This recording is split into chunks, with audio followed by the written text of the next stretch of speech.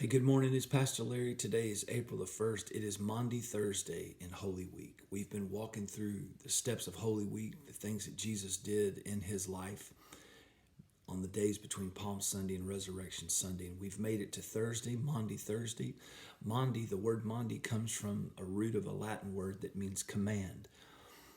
It is centered around the idea and the fact that Jesus gave his disciples a command that they should wash one another's feet as he had washed their feet, that they should love one another as he had loved them, that they should serve one another as he had served them. This is the command he gave. What I'm doing to you, you do to one another, you do to other people, because he said, I am the teacher, but the teacher becomes the servant. I'm the rabbi, but the rabbi becomes the servant.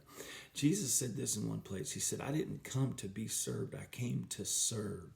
And the example that he gave to you and I as we make our way through our lives and through our world is that we aren't here for others to serve us, but we have been put here so that we might become servants to those who need it the most. We have been put here to serve other people. We have been put here to care for and to love and to connect with other people. And Jesus gave the greatest example of all. Think about it. The Son of God robed himself with a towel, got down on his knees, and took the dirty feet of his disciples. Just think about it. They were sandal wearers back in the day, and the roads were dusty and dirty. They were filled with animal feces. There was all kind of nastiness on the roads, and it was considered one of the lowest acts, one of the lowest things that you could be in a house was the servant that washed the feet of visitors that would come in the house, because the people carried with them the miles of dirt and the things that they attracted to their feet as they walked through the dirty streets of the city and the countryside.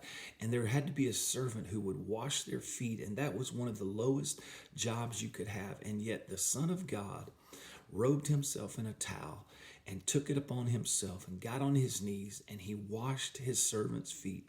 Here he was headed to a cross. He was about to die for the sins of all mankind. And he said, but before I do that, I'm going to give you an example. I'm going to give you an example. I'm going to show you what it means to really love your neighbor, to really love your fellow man. I'm going to humble myself, and I'm going to wash the dirt off of the feet. Really, if we were to turn this thing around the way we look at it in Western culture, it should have been the disciples washing Jesus' feet, because man, he's the Son of God. He's the Messiah. He's the one who deserves all the honor. But Jesus said that's not the way it works in my upside down kingdom.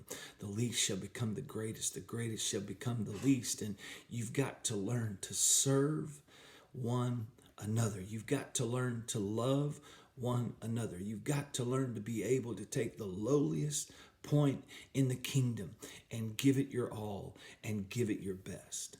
I wonder today, as we look back on Maundy Thursday, as we see what Jesus did by humbling himself, I wonder what would happen in our world. Hey, I wonder what would happen in the culture of the world that we live in if we would just begin to serve one another.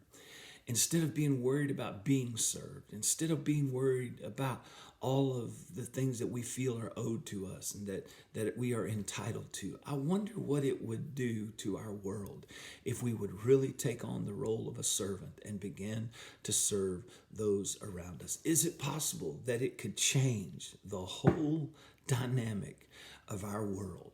Is it possible that it could change the dynamic of my family if I would become a servant? Is it possible that it would change the dynamic of my workplace if I would become a servant? Is it possible that it would change the dynamic of my church, my neighborhood, wherever I am, my school, if I would take on a servant's heart? And instead of looking at people around me as obstacles in the way of me trying to get where I'm going, but instead begin to look at them the way that God looks at them, begin to love them the way that he loves them, and make myself available even to the lowliest, even to the dirtiest, even to those who have walked through the most junk.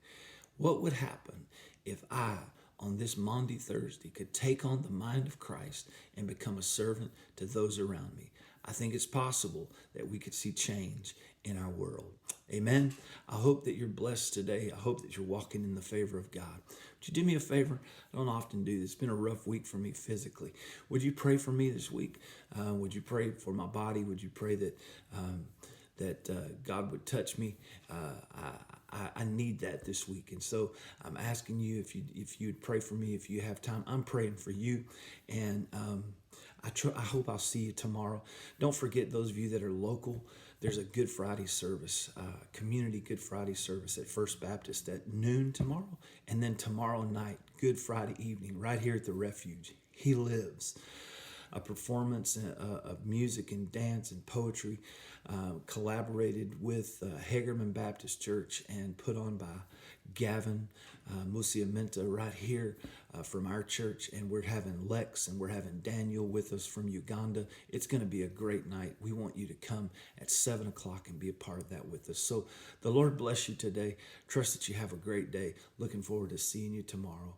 Lord bless you today.